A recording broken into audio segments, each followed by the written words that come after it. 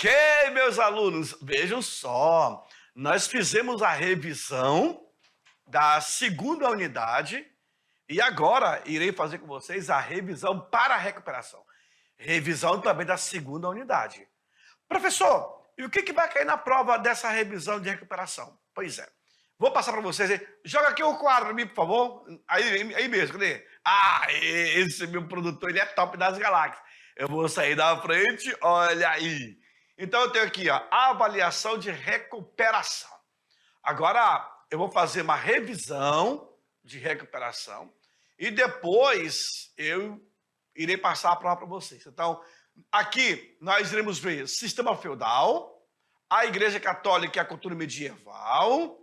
Eu tenho renascimento comercial e urbano, renascimento cultural e também científico, reforma protestante e contra-reforma católica e, por fim, formação dos estados nacionais e tenho aqui, ó, mercantilismo. Basicamente, o que eu falei na revisão para a prova, eu vou estar repetindo com vocês. Aí é o seguinte, se não tirar nota boa, vai pegar um puxarrão de orelha. Presta atenção. Por que eu falo isso? Porque já era para vocês terem notado. Bom, eu sei que vocês já anotaram lá atrás esse assunto, lembra? E aí, durante a revisão, também anotaram de novo.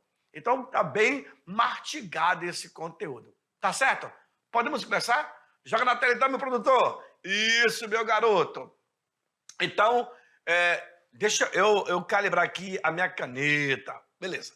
Aula 24.1, sistema feudal, a Igreja Católica e a cultura medieval, renascimento comercial e também urbano, renascimento cultural e científico, reforma protestante contra a reforma católica, formação dos estados nacionais e, por último, mercantilismo. Fechou? Então partimos. Partiu! Vamos para a aula. Olha aí. Começamos então, os senhores, a falar sobre o feudalismo. O feudalismo foi um modo de produção baseado em posse de terra e também em relações servis, ou seja, relação do servo para com o seu senhor feudal. O sistema teria surgido a partir da junção de dois elementos que potenciam a civilização diferente. Por exemplo, o colonato e o comitatus. A invasão dos povos bárbaros obrigaram os romanos a se afastar da cidade, levando consigo aí os camponeses. Quando houve a invasão dos escravos, uma revolta escrava no Império Romano, esses escravos ficaram libertos. E agora? Bom, agora eles irão buscar o apoio de um rei e vão se tornar servos, certinho? E ao se tornar servos, eles vão trabalhar nas terras senhorial do seu senhor. Olha lá. E aí, professor, como é que estava a divisão da sociedade e da economia? Pois é. Estava dividido em três classes. São elas, o clero, a nobreza e o servo. Claro que dentro do clero eu tenho o alto e o baixo clero. A nobreza, eu tenho a nobreza provincial, a nobreza cortesã e a nobreza de toga. E os servos, senhores, é que vai ser formado a burguesia. Aí eu tenho a alta, a média e a baixa burguesia também. Eu quero te lembrar, aluno, que não havia mobilidade social. Ou seja, ninguém entrava e ninguém saía da tua classe. Um rico, ele não podia se tornar pobre. E um pobre não podia se tornar rico. Não havia, então, essa possibilidade. Não havia porque era um conceito da época. O cara era rico, ficou pobre, mas ele mantém o status de rico, por que pareça. O cara é pobre, ficou rico. Ele pode até ficar rico, mas ele nunca vai ter esse status. Ele é rico, tudo bem. A nobreza formada pelos donos dos feudos, ou os senhores feudais, era a classe mais alta do feudalismo.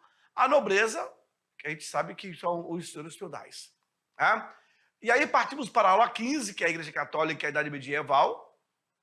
A igreja, em meio à desorganização do mundo antigo, ela vai conservar a sua identidade institucional.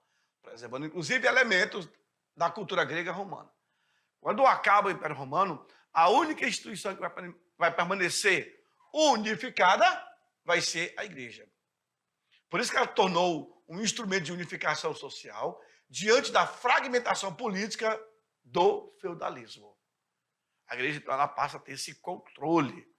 Claro que a igreja, lá em 1095, o Papa Urbano II, é ele que vai iniciar a famosa Guerra Santa contra quem? Contra os muçulmanos, que dominavam lugares sagrados como o Santo Sepulcro, aonde teria sido enterrado Jesus Cristo.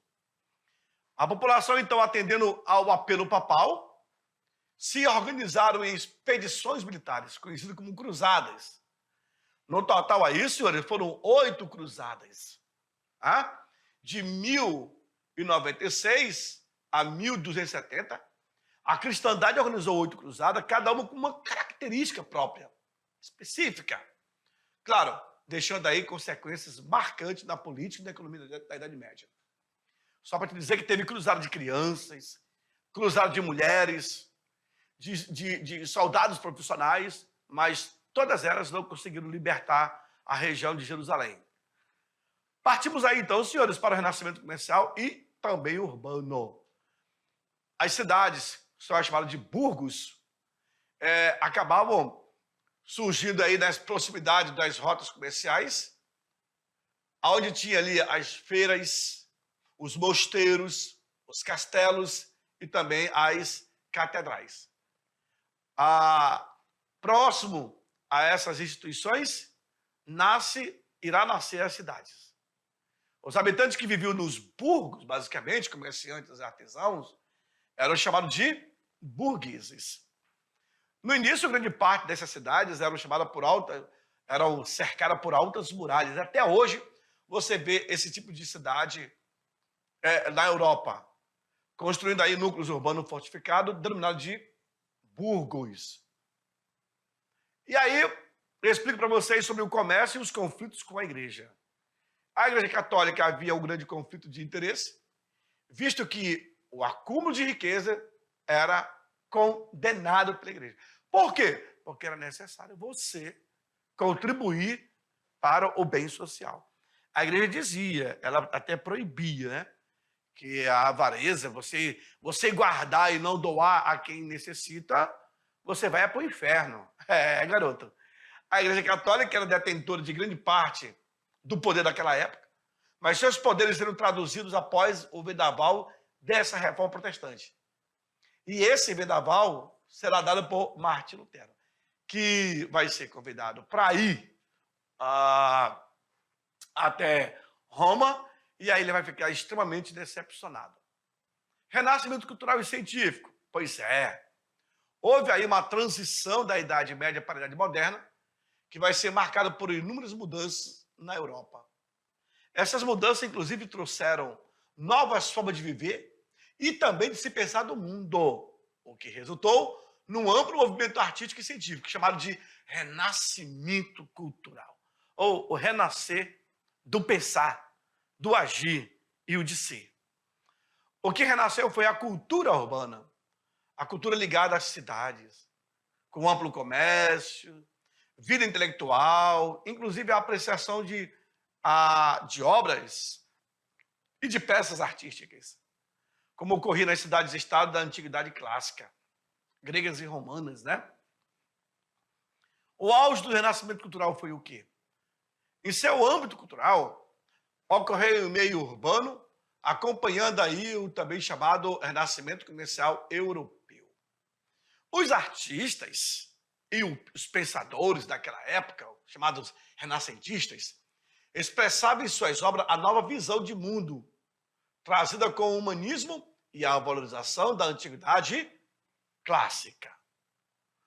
E aí, destaque para quem, senhores? Leonardo da Vinci, Nicolau Copérnico, Paracelso, Miguel de Cervé e Galileu Galilei.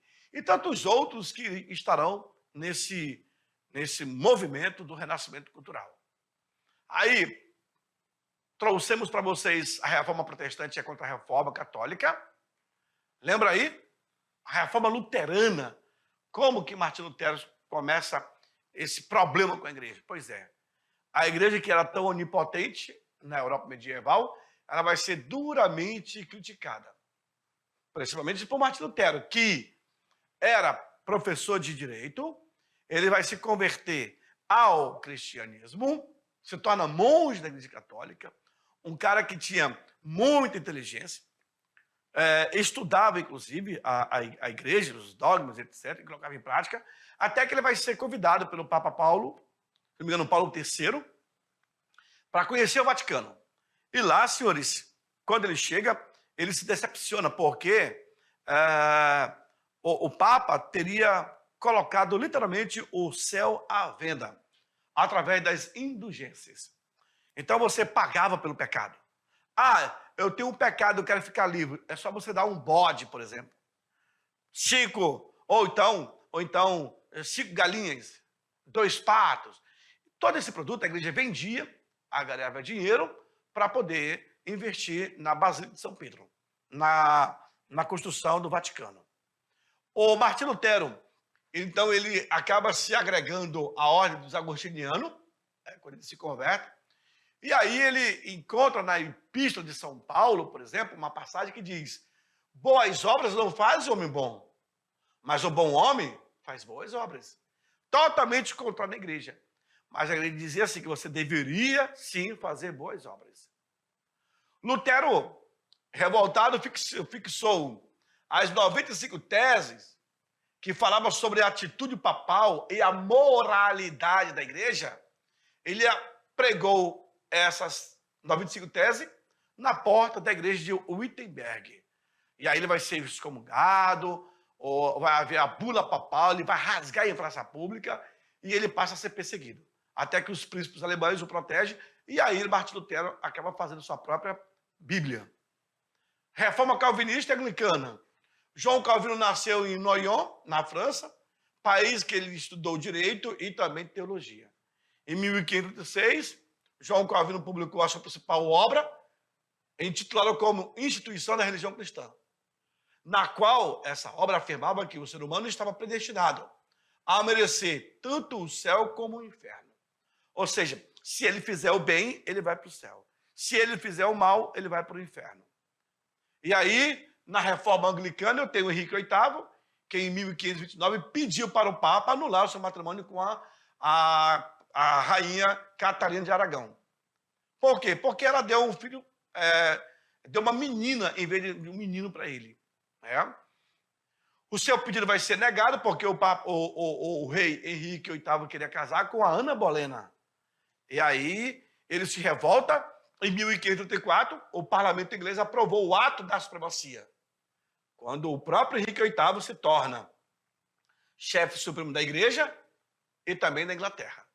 Ele tinha os dois papéis, inclusive continuando com o mesmo culto católico. A reação católica foi imediatamente punir os rebeldes, na esperança de que as ideias reformistas não se propagassem, quando se fala da reforma e contra a reforma protestante. Foi um amplo movimento de moralização do clero e de organização da estrutura administrativa da igreja, de reorganizar. Houve, então, a aprovação da Ordem dos Jesuítas, o Concílio de Trento e o retorno do Tribunal do Santo Ofício.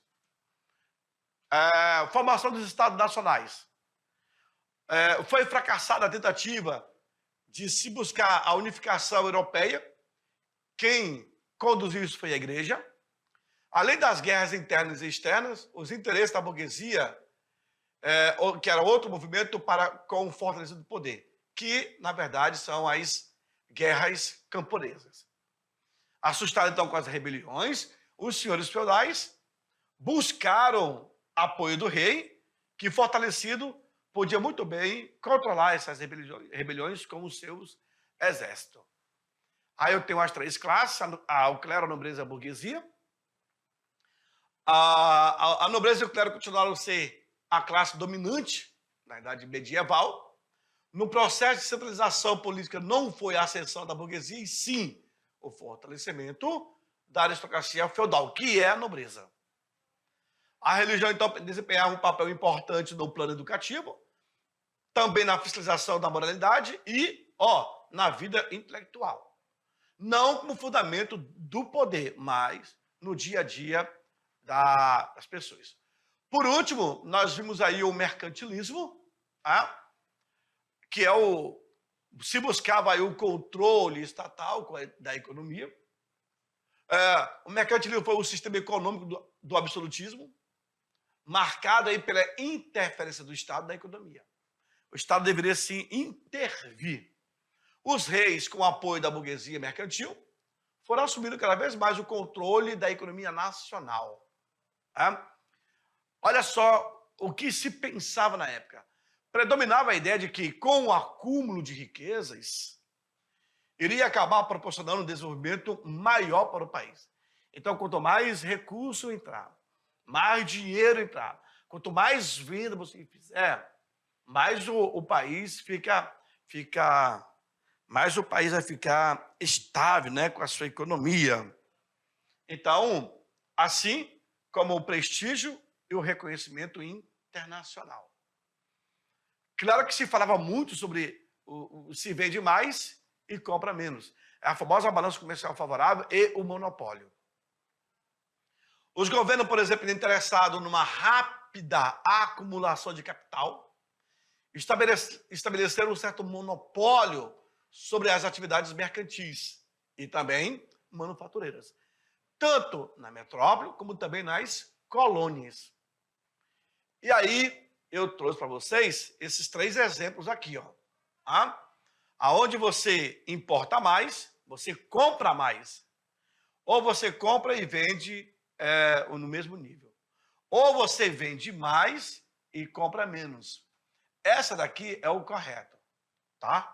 Quando você passa a vender mais produto e comprar menos. Certinho? Bom, por último, vimos aí o protecionismo e o metalismo. O metalismo é o acúmulo de metais preciosos como o ouro e a prata. Tá? Tivemos o protecionismo, acaba significando proteger o teu mercado interno do país contra produtos estrangeiros. Então, através desse aumento das tarifas alfandegárias, você acaba elevando aí os preços dos produtos importados. Você evita que haja uma concorrência desleal com o produto nacional. Os mercantilistas defendiam a ideia de que a riqueza de um país era medida pela quantidade do ouro e também da prata que possuísse. Olha só a interpretação. Quanto mais ouro, quanto mais prata, mais rico era aquele país. Era uma forma de medir o poder econômico das nações. Por isso que vai haver o protecionismo do teu mercado, tá? O investimento em expedições para poder ir em busca de metais preciosos, no caso do ouro e também da prata. Tá? Feito tudo isso, ok. Bom, agora, aluno, olha só. Nós temos aí a avaliação de recuperação. Vem para mim? Isso. Eu vou deixar vocês para fazerem a prova de recuperação. Já fiz toda a revisão que foi necessário e só te desejo sorte. Sorte? Claro que não. Te desejo sucesso. Porque sorte é para quem não estudou.